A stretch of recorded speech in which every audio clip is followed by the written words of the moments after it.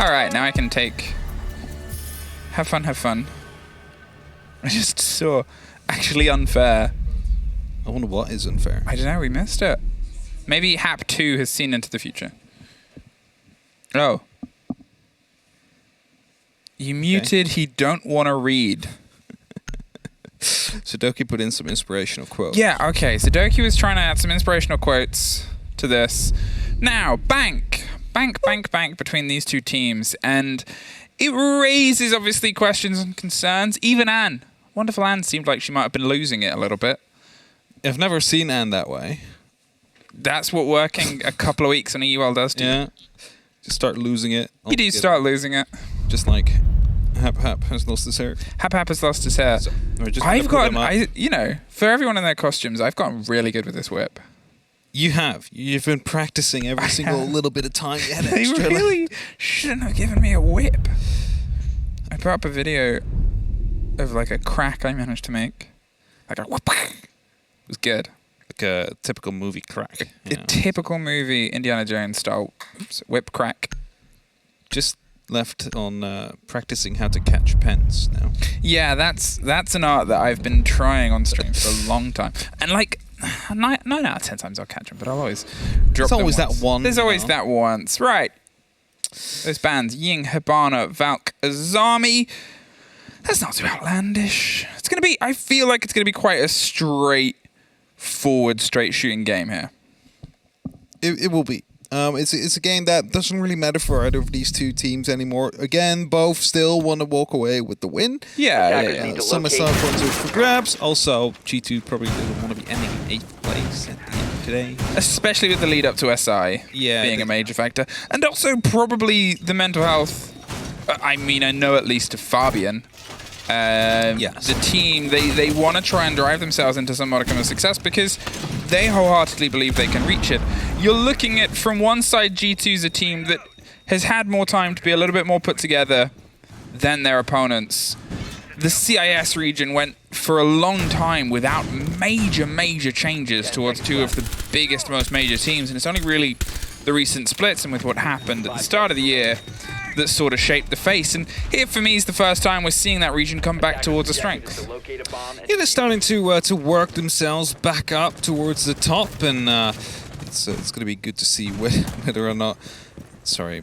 No, it's fine. Just everywhere. It's, whether or not they are going to be able to find themselves to consistently start attending majors again, for example. But that will have to wait until next year, of course, as neither of these two teams is going to be able to make it. TT9 just picked up their first point as well, though, of the stage. Also, the last points they'll be able to get this stage, or this year. Now, it is going to be a bit of a top floor hold here, and Pasha's going to get the drone now. They should be aware of the fact that Doke is out there. Need to be a bit careful because they start wall banging through Kanto. A little bit of damage done, but he is alive, and that's most important.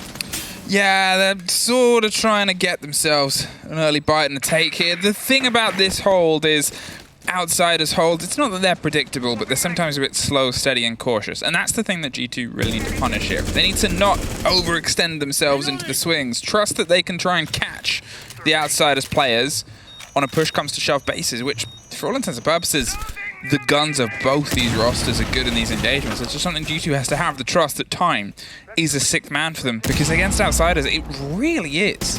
I like how they're using the pulse in open area together with Citizen looking to get a C4 up, but they are very close to the hatch, might have even fallen back already. Then opening up the quad wall, having no idea that Doki's laying on the other side of it. They're just trying to find some information, some form of an opportunity they can utilize. Doki getting in the first gunfight here. He's going to be finding that kill. Dan taken down, but he gets punished instantly after. Virtue low on HP as well. Dan had an idea of the engagement. He just sort of got caught out there by the swing round. Citizen's able to find Pasha, and for the first moment, a kill has gone without a question or an answer. Immediately post straight after it. A bit of a pause as the fight happens. Steadily over this, the control of the floors has fallen to their favor. They've got open, they've got hatches, and they've got some angles down towards the site itself, but still with a large pocket and plethora of players left, and without now that Maverick, they're going to see if they can just try and drive this with the remaining couple of grenades they've got, and whatever's in the pocket of always. And a couple of echo cams as well. They're still happy to make their way across here. get the eyes on the players that are playing above the hatch itself. There's a sledge that has not seen that, and that can be devastating. There it is. Found out about it. Love to see it, by the way, when the Yoka drones get used for more than just plant denial. Double grenades coming through, but will not find anybody on the G2 side. There's going to be a good chance, though, because both Citizen and Virtue low on HP, and both receive the grenade towards their addresses, but they need to drop down the side of Outsiders. That's the first to fall from Rask. Able to get himself a second for the round. Blur bites back, takes care of Milan on the back end. Always head down, going to see if he can try and stick it. Citizen is on the floor at the minute as well. The C4 close on the door, but it's a post plant. In a 1 versus 3, Always gets himself out of there. They should be able to get Citizen up if they want to try and make the journey. Blur is going to. It's the smart move at this moment in time. You still have about 30 seconds, and at this point you're questioning the rotate. When's it going to happen? All the way to the top floor is the response there from the Pulse, and they're going to try and hunt the player from above. A very clever move and use of the utility. Just saw a glint of the heartbeat. Missed it now as it pulled off. You're exactly right. They're out of range. They're going to drop down, but Blur finds the kill either way. And Citizen, the man who was on the floor before, is able to get it up, get the first defuse. And the first round is G2's. Good to see they had a bit of redundancy there. They're actually reinforcing off at the end, but the good use of the Pulse, as you mentioned before, trying to find out where the player exactly was going to be located. However, just outside of reach of the cardiac sensor time and time again, luckily that another player was out there to actually take on the gunfight, because otherwise that would have been Outsiders taking out that first round, potentially, because the time was getting quite low. And that's that first on the board. Attackers need to locate a bit closer as they might have won it in the end there, because of the time running out. But a win is a win. And if they improve on it in the next round, it will even be better. And now we head towards the open area.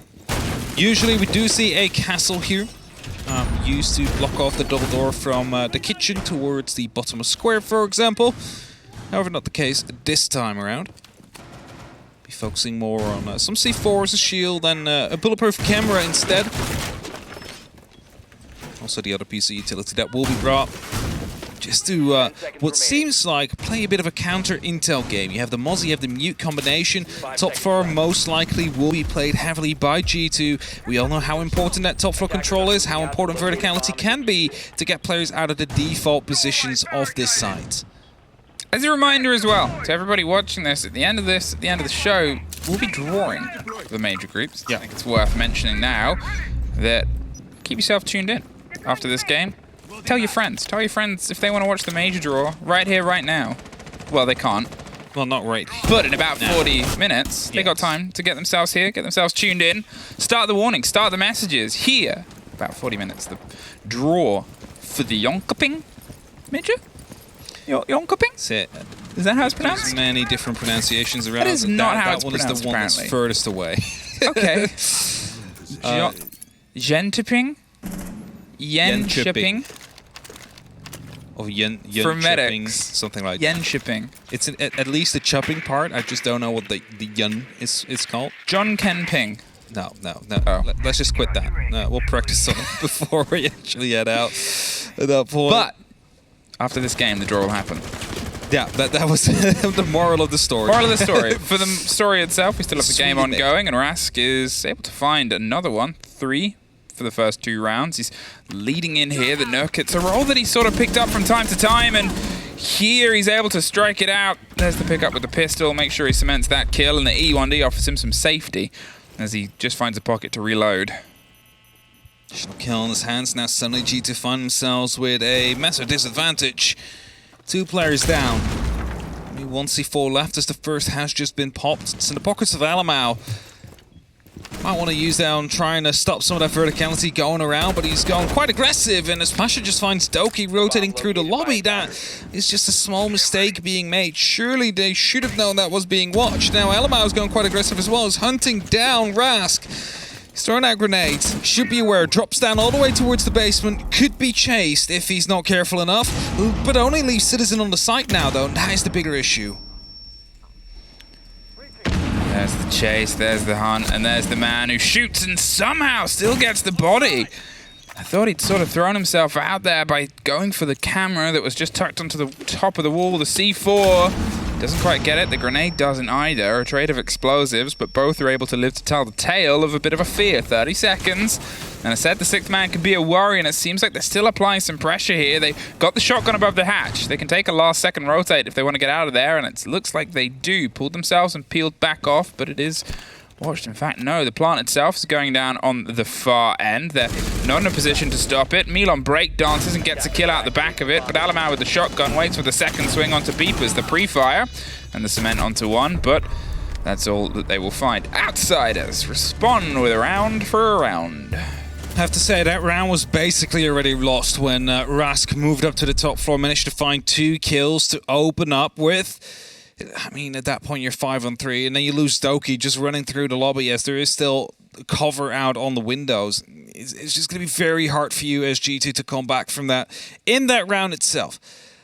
So open area has to be written off for now. They're not going up to the top floor, as a lot of teams would. It's instead going to be the tellers and the archives. Now, this side is a side that we have barely seen, and there is a very good reason for that. It is if we hop to the top floor now, it is going to be majorly soft flooring right above it.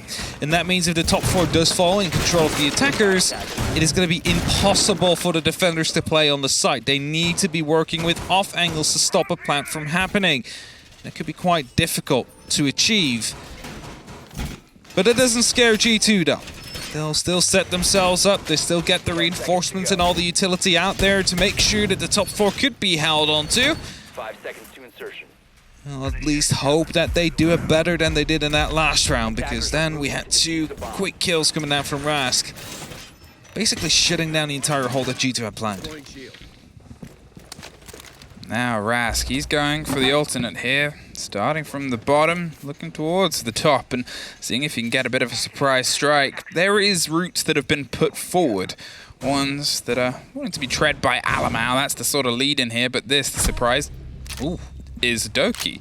The pulse, I don't know if they knew that Rask was there, but Rask definitely had no idea Doki had made his presence. Yeah, he wanted to just get a sneaky kill. Someone rotated back through from the small office towards the open area, but got his head removed, and that is going to be a welcome entry here for G2, especially after that last round. Rask able to pick up 2 very early kills. Good use of the SAM cams there to quickly use that one dart you have to get rid of the mute jammer, so the Selmas can blow up and open up Kanto.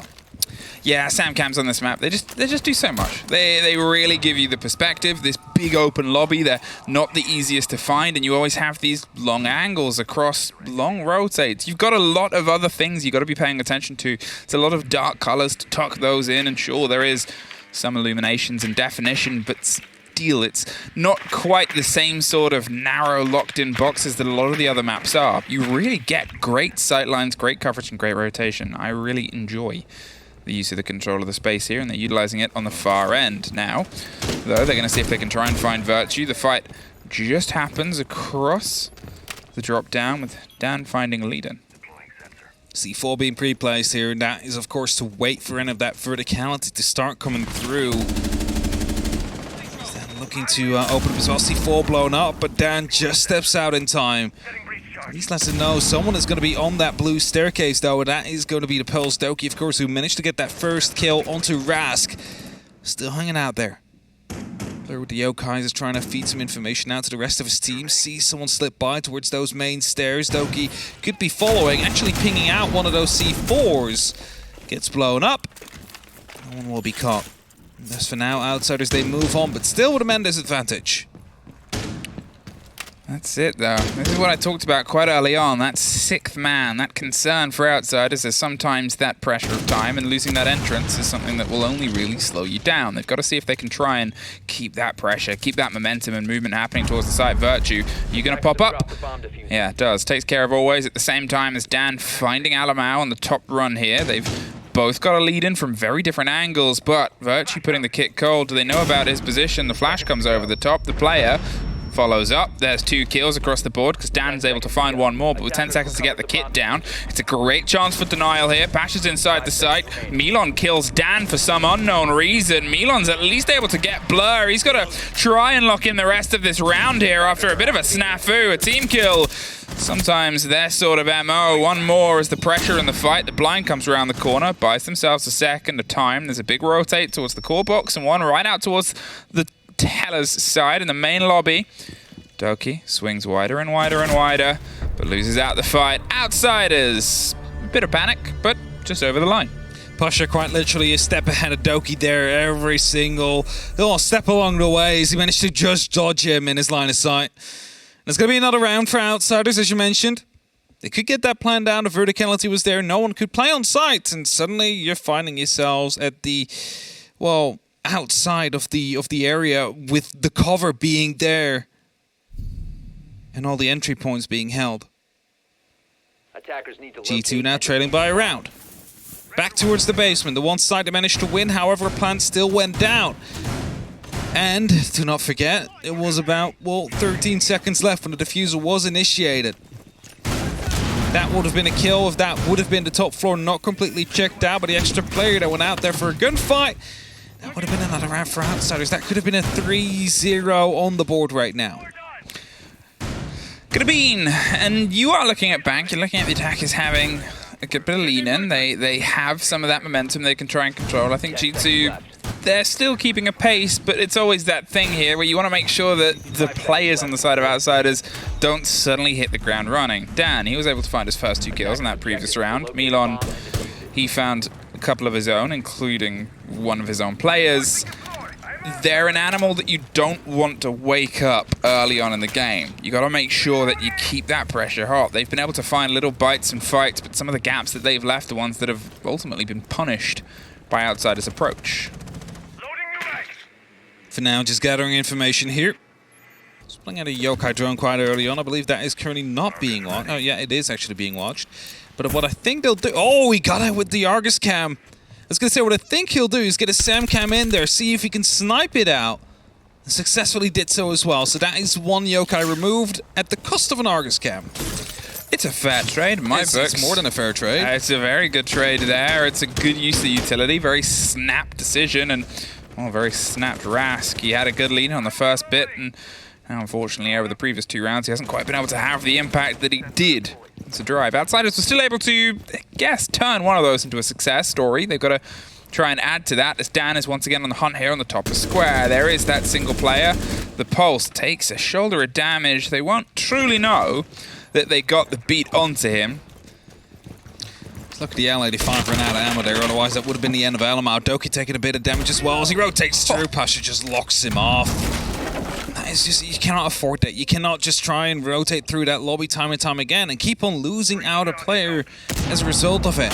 90 seconds, it's back in a 4-on-4. The Pill's still on the board, will be able to provide some information, at least knows about one of these players. That Nitro Cell is going to pop, but it's not going to find anybody because Always is long gone, and he now is going to be aware of the fact that they have information that someone was in open area just a second ago. Yeah, I think they were sort of hoping that he drifted back towards the door or maybe tried to breach the hatch itself. You do have Sledge open up that exact angle with that C4 to lean grenades back in against the backboard and try and catch out a player that might be tucked in around the top of the hatch here. Outsiders, they're still sort of circling. It is an even body balanced round at this moment in time. You can see they're putting in a bit of pace towards the rest of the drive here. The clear on open. The site itself is obviously beneath, and at this moment G2 have wasted a little bit more time than they did last time round. They're able to be successful on the site itself. The pops, the breaks, the plant did still go down, but with everything else still left to break, it's turning into a bit of a panic here for Outsiders. Still is some time left, however, but the smoke canisters are going to have a different say in that matter. Virtually using them as we speak. Grenades, EMPs though, still on the board, so they're probably just waiting for the fire to come down. Now the EMPs should be popping off, and they hope to stop the smoke canisters with that, but 8 seconds left on the clock, and there's no way for Always to plant. Always, you just got to drive behind the chassis, hold on and hope. There it is, the plant, the explosion, the fire comes across the board, they're going to swing wide. The C4 gets caught out by Dan, the swing is Dan! Outsiders tucked themselves in, G2 threw themselves to try and stop the plant. Virtue takes the header for one, but there's still Dan on the far end, tucked behind the server, playing this with a bit of safety. Virtue, he drives himself a fresh route through. He's going to just pop the pre-fire, but Dan is an old experienced hand. He's playing this for a little bit of safety and time. There's a C4 still just beeping and whirring on the floor. The first 2 pings and the pullback. The fight is Dan's! And I said you don't want them to activate, but Dan has had some games where he has gone above and beyond. We're just going to ignore the fact that tear it open into a massive breach. There was so much going on, I didn't even notice Milan grenaded himself. Yeah, I saw it happen, but it's like Dan in the meantime is just, you know... I mean, there was so much going on. They still win it out. I mean, Milan... maybe it's karma for killing a teammate in the previous round. Yeah, maybe. He's like, I'll take myself out of the equation for this one. You know, even with the sloppiness of executive outsiders, which to be fair, do you remember, I think it was the Outsiders vs TT9 game on Club, maybe? I think it was vs TT9, where we saw a couple of team kills, a couple of accidents. It's just the one that stands out to me, where sometimes it happens to them in these panic situations. They are, for everything we say about some teams that are really good in those, it's the opposite for Outsiders. It's very stressful when there's only like 15 seconds left. There's 3 smoke canisters on the ground. There's fire on the floor. There's C4s flying about. I kind of understand that the panic starts to hit, but that's also those moments where you get team kills or suicides with grenades. And those are not what you need in those situations. So, no, I totally agree with you. And it's good that they still managed to win those rounds, but that should also be punished by a team like G2. All right, Outsiders. 3-1 here, and obviously that first round was a plant that went down, but then turned into the 1 versus 3 situation. So, you still have a good bit of momentum, and Citizens can be the first to try and break that out. The sprint, the run, I assume the Echo offered some assistance there and sort of hot droned out the feet and gave them the idea and the angle and the play that they could take the head off of, and that's a lead-in. Not also Rask, the entry, who we've said has sort of had 2 big rounds and 2 suffered ones, but still 1 out. It's a different bit of momentum they got to play against, and Rask is at least able to get some revenge there. Again, losing someone around the lobby. This is where they keep on losing their men count on G2's side.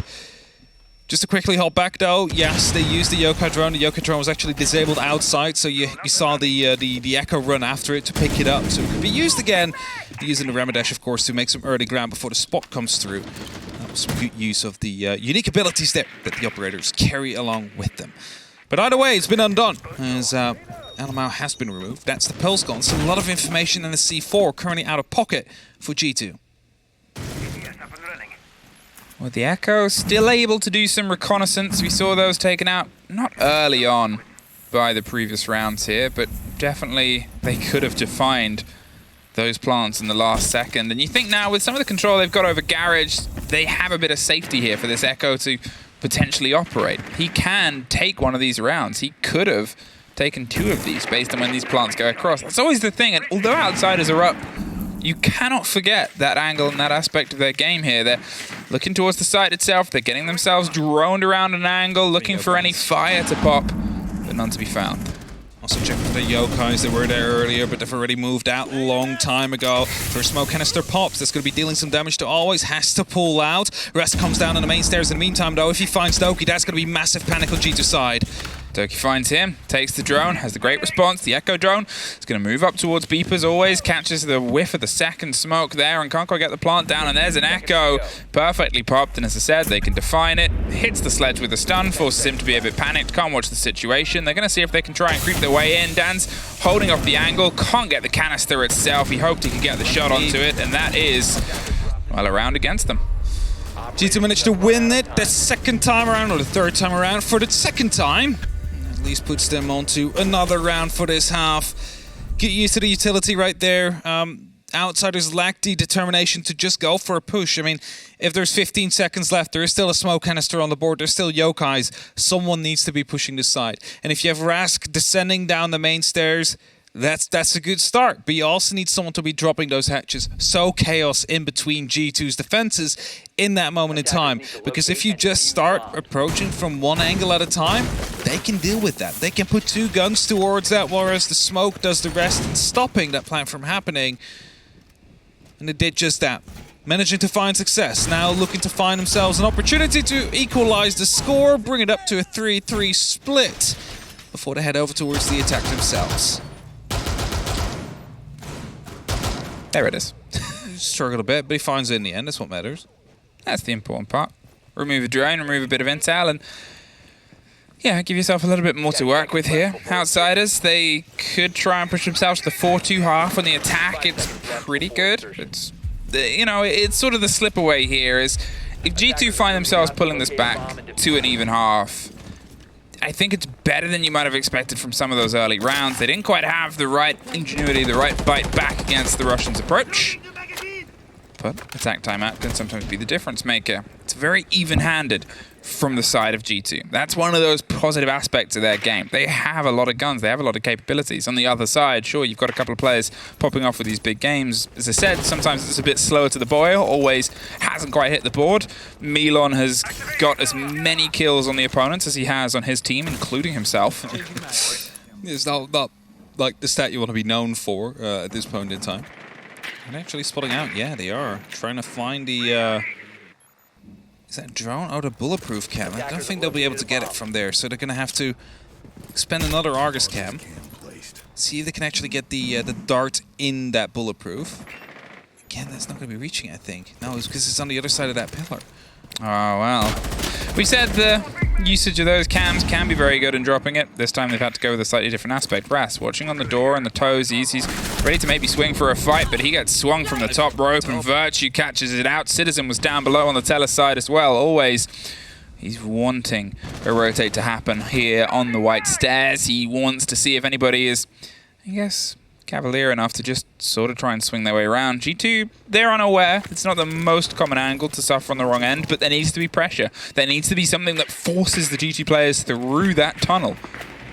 And that's it, right? They need to force to be fallen back. And, well, for now, there's only a bit of window pressure coming on, but it's not going to be enough to push Virtue out of his position. He needs to be droned out before he starts to move. And then there needs to be pressure coming down through those walls as well. So this Selma, or actually the Ace playing in this position, could be the crucial factor to actually start forcing him to rotate back. Now, once again, operating without Rask, but it seems like G2 have a sharper idea of how to stop this approach. Virtue takes the head off of Always, long on the side of Banana. That door was locked, and Pasha at least gets a bit of revenge. An unfortunate surprise there, I think, for the Aussie. As he assumed he had maybe a route through, and panic set in with it still being locked in soft. Ian, G2 have an advantage, though. It's again another kill through the lobby. This is where Outsiders continue to find these bodies to bring the balance slightly back into their favor. But it's only one this time, and they are 2 down, so they need to find a bit of extra here if they want to find themselves in a good opportunity. But the time is starting to tick down. Only 20 seconds left, Emmy. That's it, 20 seconds, Outsiders. The pressure is on. You got to pick up this kit and try and get it rotated around, especially without the Selmas of the hard breach in the pockets. Otherwise, apart from Pasha here, the drive and the flashes, 10 seconds. You just got to hit the boards running here. G2 knows it more than anyone. There's the drop, there's the hope and the ping, the hold, the goo mine in the foot. Pasha, he's going to hold on. Alamar goes for the swing. He's behind you, Milon. Oh, well, yeah, unfortunately lost the fight in front of him as well. 3-3, an even half here. G2 pull it back from what was a bit of a shaky opening. Now they have the drive of the attack to see if they can send this game home.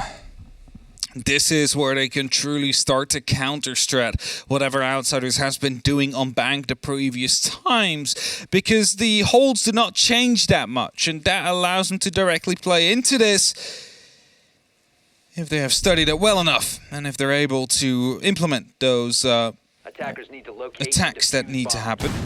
What we do know is that there is going to be that Gaio on the board, so there's going to be tons of fire placed directly in the site itself that will be used together with the smoke, of course, to stop any direct plant from happening.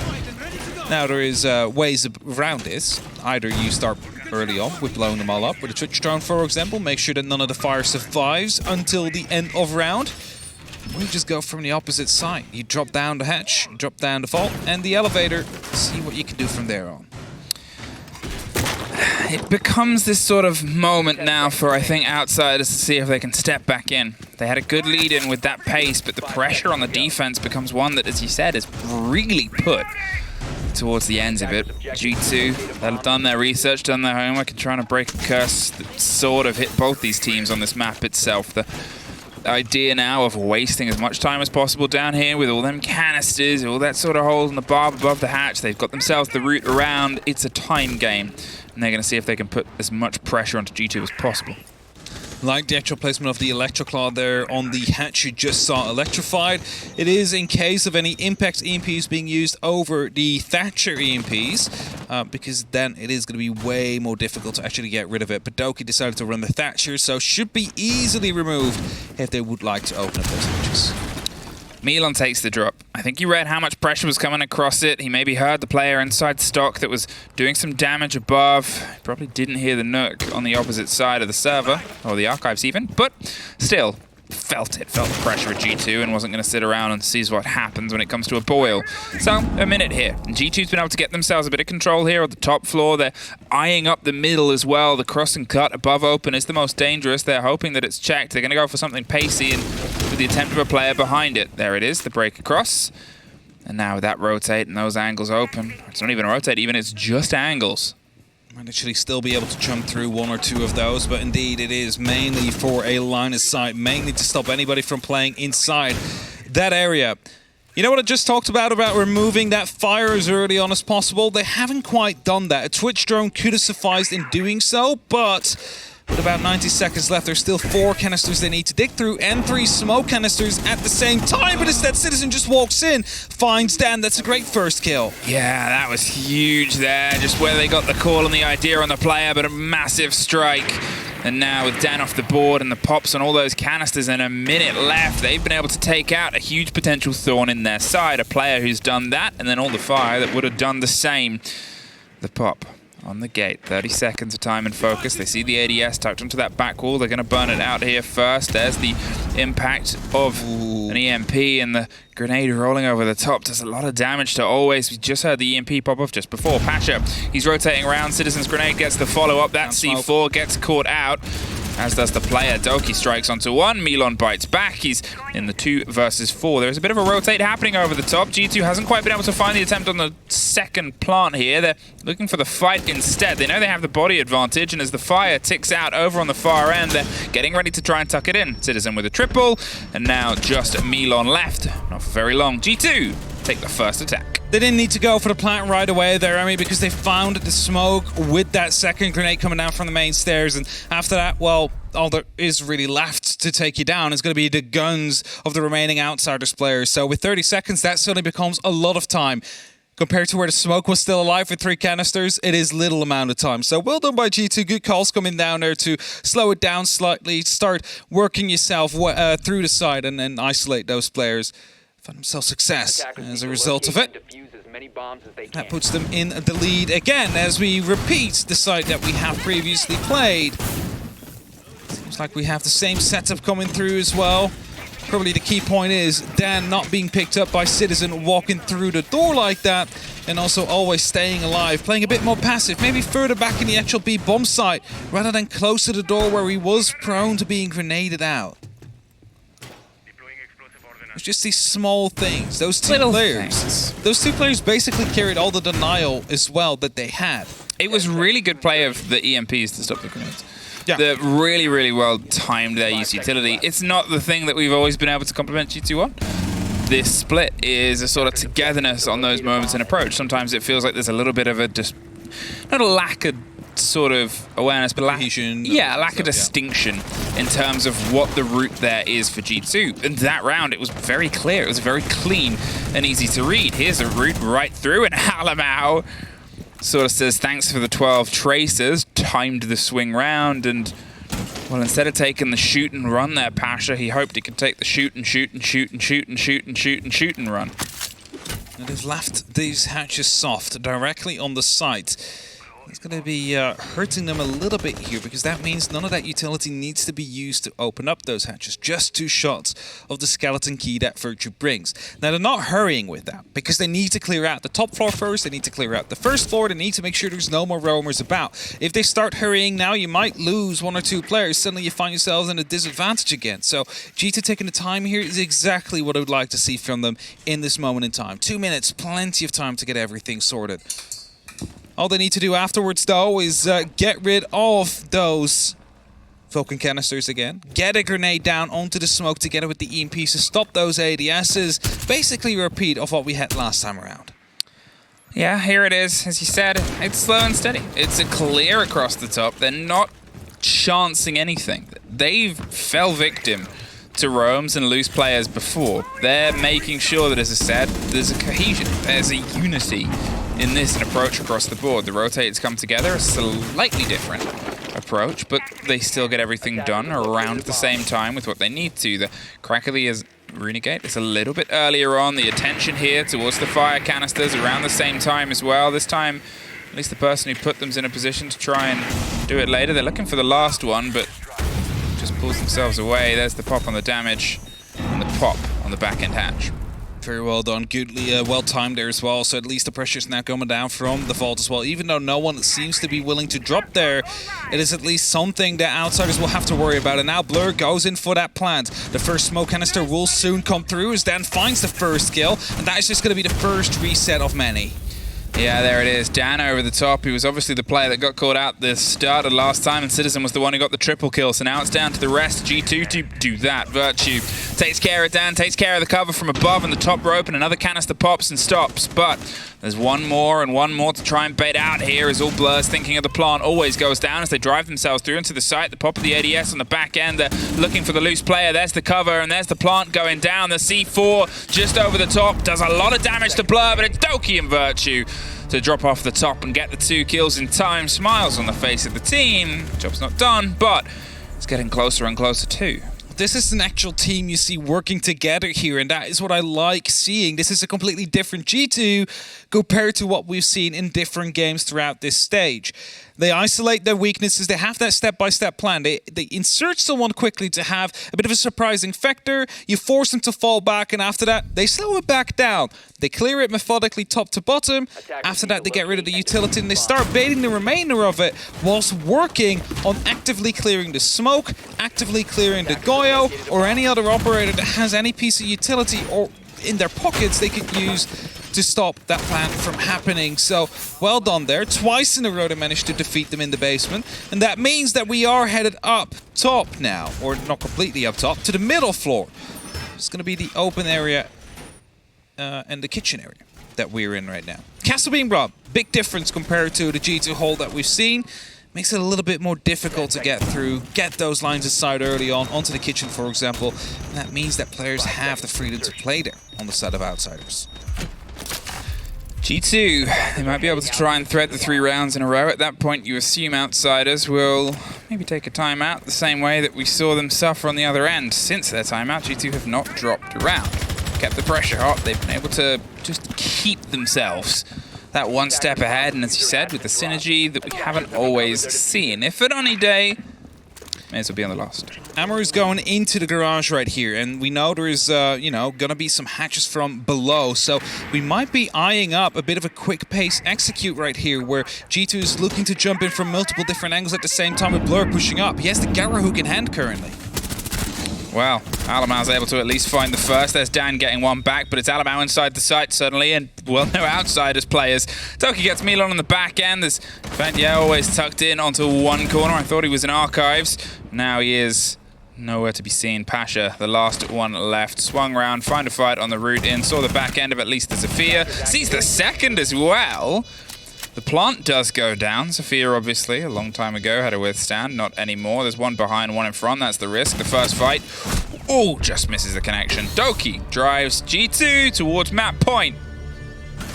They actually went from below with the Amaru, but at the same time, we had the Nuck moving in from up the main stairs, finding one, finding the second on Dock as well, as the chaos was there because suddenly G2 was in the side and there was only 2 players there from outsiders. And that puts us on 3-6. Match point. G2 looking to find themselves 3 points, and with that, overtake outsiders. There's nothing more for them to be gained. It's just a 7th place in this stage, but 7th is always better than 8th. It is. I've had that. So that's what they're going to be aiming for here. Also to end their stage on a high, because they have the 6th Invitational to prepare for. There's a team that has not qualified for the major. And cannot qualify anymore because we have all our teams locked in. We do. It's time to head. And then right after this game, there'll be a draw. Yes, so do not go anywhere. Don't go anywhere. Stick around. Because we get to curse teams again to play. I wasn't part of the draw last time. And I'm excited this time around. I get told. Hold my head, please. 5 seconds to insert. People would probably be quite confused if you're just tuning in. I do have two heads. One of them is quite heavy. If you haven't noticed, there's a Spooky Circus theme. If NA did this, there would be so many posts on the Reddit. We get nothing. Yeah, get posting. That karma. If Parker was dressed like a clown, you'd all be falling over yourselves. He's always dressed like And he is always dressed like a clown. He wears clown shoes. You never see it because they're off camera. I can confirm Parker and Tero only ever wears clown shoes. Size 17. I don't know if that's big or not. That's big. Okay.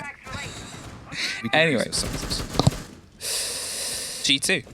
Map point, outsiders. Can't go quick here. I mean, they had a start here and might be about to be a quick end, as you said. There's the break, there's the sense wall, the roll through. Blur, he's crouching. It bounces off the chassis. So Blur actually swings into a fight. He's able to get behind the chassis itself, and he's going to just cover the plant. Milon with the pistol, down with the cover. There it is. They're going for the fight onto Blur. He pops up, gets one. Doesn't get the second. Oh, no. There's a response from Doki. The plan has failed. Yeah, they wanted to go for a quick push through that door, open up a little bit, put that sense wall down on the ground. However, there is one weakness to sense walls. Yeah. That's explosives. They destroy them, and that basically removed the opportunity for Alamau to be that little bit of a sniper in the dark that could just shoot through that sense wall, let them guess where it was coming from. Leaves it only up to Virtue now in a 1v5. Airjoke just popped. Too massive. He's going to be finding a massive amount of damage onto Rask, but not quite critical yet. Minute 20 on the clock. It's plenty of time. They do not have timeouts anymore on the side of G2. Find someone through the floor. That's Milon. And suddenly this becomes a lot more doable. He's had an unlucky day. He's had an unlucky day. He's had a tough day at the office. Suddenly this becomes a lot more doable. There's still a minute left on the clock. He's just given away his position due to the proximity alarm, though. A player in the elevator is going to check it. No, he's not, but he still wins now. Rask whiffs. But that is going to be 10 HP onto Virtue.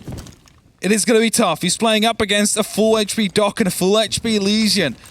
But technically, he only needs to find those two headshots. He gets one ping. All he needs to do is line them up here. Check those corners well. There's one on your direct right-hand side. Rotates around again. 40 seconds. He's trying to play this patiently, but the default cam and the beepers will give away his position if he decides to push through here. Yeah, at this point, even just getting one of Always' needles stuck in his leg could be the end of a round, or at least the start of the lean-to. It'll draw the attention away, do that little bit of damage as it focuses off, and I think, timeout. Yeah, he's taking a timeout. He's going to hide under a desk. Now he's really going to hide under a desk. That cannot be good for your lungs. Don't know, actually. I doubt it, because it's a little smoke. You are knife, no ammo. Nah, no, they're not having it. Oh, he does have no ammo. It's completely empty on the gun. Don't know if you saw it. But Only guy I've ever known to consistently run out of ammo. He's actually ran out of ammo. So he actually wanted to go for the fight there, but probably just ran out and just couldn't continue it. So then you take the timeout. I mean, at that point... You carry a super shorty as a secondary, so it's also not going to be helping you too much. No, not an open. All right, well, that's it's an odd end to a round, but Outsiders will manage to take it, and that brings us to 4-6. The pocket strat that G2 wanted to run together with the Sens and the Glass did not work out as planned due to that one impact. That was all that was necessary to stop that from happening. But there's some bad news for Outsiders. We're back on the basement again. The impact of an impact. Impacting the impact. How impactful? It was very impactful. What do you think, second tap? He doesn't speak. Oh. Yeah, he doesn't have a microphone. That far yet. He doesn't have a microphone either. I did suggest that Medics should be the voice of second tap. Don't know how well. I don't know what Medics just. He's just making fun of me now. Yeah, Medics just said some mean things about Hapdown. Yeah, about my TH. There was. I don't know what Medics. Medics is going to help us with the prize draws. I think is dressing up. Yeah. Have to now. Yeah. Stefan, unfortunately, fell ill. Easy. Go wish him the best, everybody. He was here, and then he fell a bit sick, fell a bit ill. So Medics is observed. You gotta be honest, you just whipped him, and then he was like injured. No, he also ate some of the sweets I brought in. Oh, yeah. Some candy. You poisoned him. I did. Thank you, Medics. Medix is very happy with Medix is like, good job, but you just had to work more because of that tonight. He doesn't mind. A bomb has been located. Oh. It was a sarcastic. Okay, talking to sarcasm. G2, what are you doing? 40 seconds have passed. Okay, it's fair enough. It's a steady approach here. They've gone for a pretty quick clear, actually. There's the sarcastic tones. They had already propped themselves up there on the bottom of main stairs, but they didn't get anything from the back of it. So instead, they're going to see if they can try and start actually going for the funnel across the top. Look for the clear, look for elevators in Canto Corner. Nobody is currently home. It's 2 bodies and 2 apiece with Citizen cutting down the middle. It's a half quick, now slightly slowed clear here, but G2, they're looking to see if they can try and find one more bite for the end of this. Just trying to get all the control as quickly as possible. Alamaus again, ready to send a Twitch drone in to get rid of all the fire that has been pre-placed onto the direct side. Now, there's yet to be an occasion where Outsiders tries and cancel that out to try and actually challenge the thing coming through, the Twitch drone. Yeah, but hard breach gadget being deployed, that means that the Twitch drone will soon to be followed. Citizen, he's tacked up here. The Nook as the explosions start to pop around. Last time we saw him swing and get a very cheeky take, and then the next he was taken out in a response and revenge by Dam. Both rounds went to G2 at the end of it anyway. Good ground, good time made up here on the break. They're looking to see if they can apply that pressure once again. The smoke canister still pops off. Caught out close. This Stop a smoke canister coming. Yeah, the attempt of anything that gets thrown across. The fire over the top will just catch the tail end of Blur, and unfortunately that means what's rolled by Doki doesn't quite interact. We did hear a smoke canister try to detonate it.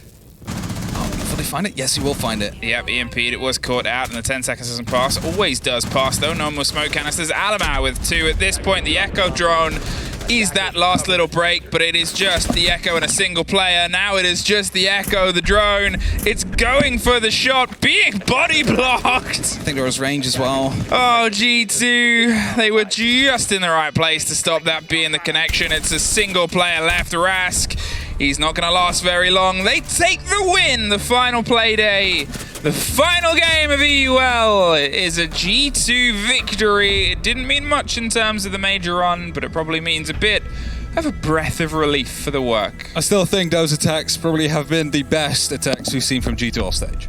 Yes. They work